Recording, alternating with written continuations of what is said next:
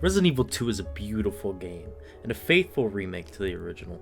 The graphics are stunning. The warmness of the safe rooms to the cold, dead halls of the RPD had so much upon the original. It is a phenomenal remake, and it goes hands down as one of my favorite games of all time. Resident Evil 2 is a remake. Resident Evil 3 is 1/3 of a remake. There are so many things wrong with Resident Evil 3 that if you just go ahead and look at the core that they were built off of, you realize the foundation that was laid wasn't laid very properly. I mean, this game came out a year and a month exactly after Resident Evil 2. And so many things were rushed and half-assed, you could totally tell in the finished product.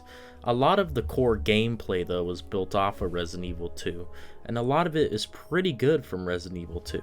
But once you start breaking it down into story and characters, the game just kind of is meh. It's kind of lame. So without further ado, I feel like a good place to start is Jill is a...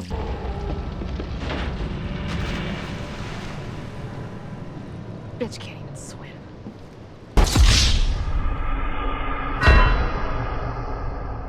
Jill is the definition of a strong leader, except that's kind of all she is. Let me explain. See, the problem is they were trying to make Jill like Leon, but Jill isn't Leon, Jill is Jill. You see what I mean here? Leon is a lightning in the bottle type character, in the ways that he can sound like a total badass, yet the goofiest motherfucker you've ever met. That's why everybody loves Leon, is impartial to Chris, because Chris is just a big old nothing sandwich. Come on. Chris's whole shtick is he's known as the guy who punches boulders and can't get a date. He's an incel. Leon is a beefy hunk, and Chris is a loser. I can't believe I wrote that. Oh my god. And Jill is both, but neither. You know what I mean? Let's take a look at Leon. Don't you think this is a revolutionary way to promulgate one's faith? Sounds more like an alien invasion if you ask me. It's badass, yet funny. You can't help but love Leon for that reason. Chris... I really need you to fuck my sister. Leon's lines are layered with a nice, thick, cheesy serving of pizza pie. Chris is just... Chris is Chris. I mean, I don't even... Let's see what Jill has to say in a badass situation. Bitch can't even swim. See, if we take a look at the line here, bitch can't even swim, it seems like this line was written for Leon, but Jill saying it, she doesn't have the same cheese factor.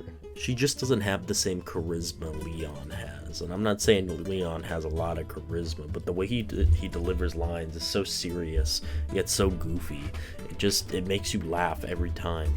But the way Jill says this, it makes me feel nothing. Like when Leon says, hasta luego, or how even when he goes, no go bro, it makes me feel something. It makes me go, yeah, it makes me laugh along the way. It makes me like the main character. Jill is just so boring. Another Resident Evil protagonist, Ethan Winters from Resident Evil 7, he doesn't even have the most entertaining voice lines in the whole series. But he actually has a cause and he has a purpose. His purpose is either to find his daughter or find his girlfriend or wife or whatever the hell she is. Well, Jill's motivation is kind of all over the place. Her and Carlos, the other character you play as in the story, can just be so easily interchangeable or interchanged their two roles. That's how fucking basic they are in this story. Not only that, but Nemesis sucks ass in this game. I mean, really, some fire stops him. Let's take a look at Mr. X from Resident Evil 2.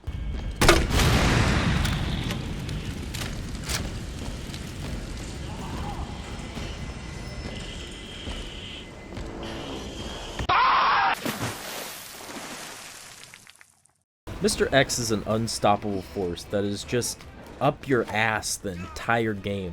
No matter what you're doing, he's right there behind you till the very end. Nemesis is just Mr. X's crack-addicted cousin, okay? He's fucking, like, over there in the corner, shitting himself in the corner. This guy throws, like, fucking 8 different things at you. A flamethrower, tentacle hentai, a missile launcher. He can't kill Jill, which brings me to my next point.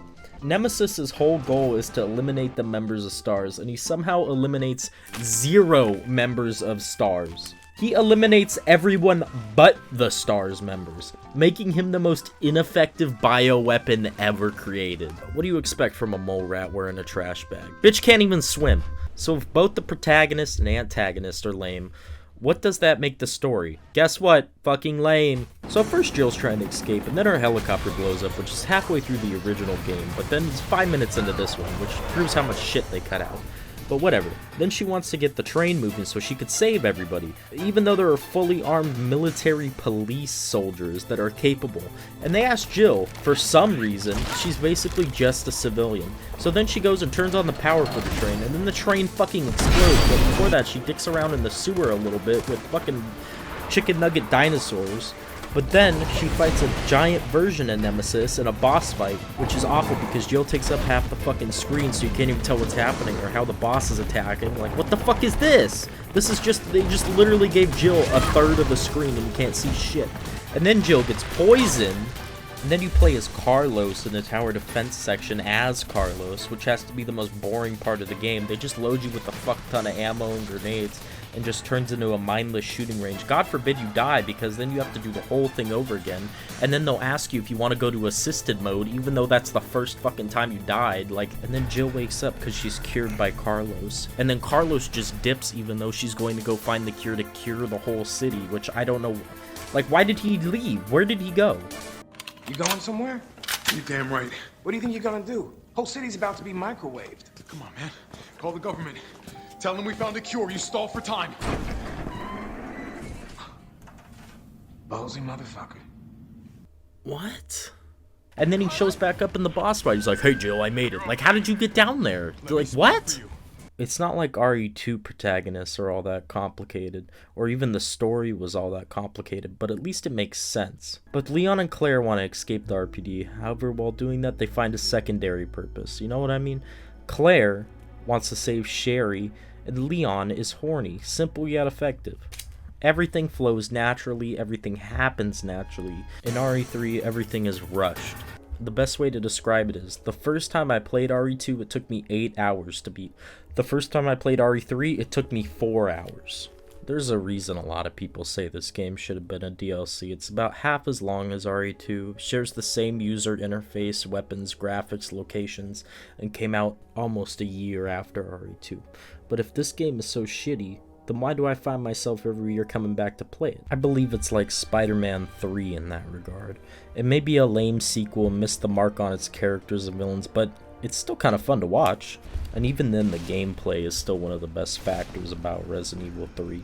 Resident Evil 3 stockpiles you with ammo and just says, have at it, and starts throwing every enemy at you in the shortest amount of time possible. You go from escaping a burning building to fighting dinosaurs in a sewer to running away from an Indiana Jones toy head wall thing in 10 minutes of the game. Not in that order. While Resident Evil 2 takes its time to build atmosphere and ambience, to build its story and horror, Resident Evil 3 slaps you with the pacifier and shotgun and says, go fight some spiders in an electrical plant, fuckface. While Jill and Nemesis both suck ass, the short runtime of the game and overabundance of action really doesn't give you time to think. It ends up being one of the game's strengths, much like how Spider-Man 3 had an overabundance of villains, and the plot was a mess, and campiness and action made it very entertaining. And I'd have to say, just like Spider-Man 3, I'd give this game a 4 out of 10 because of entertainment value, but entertainment value isn't everything, because if it was, then there would be a Spider-Man 4. But I challenge anybody to play this game and be bored by it, because I find it impossible, unless you're playing the Carlos defense section. Good luck with that. Was this game disappointing? Undoubtedly.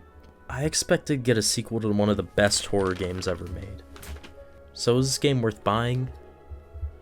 I mean, if it's on sale or something.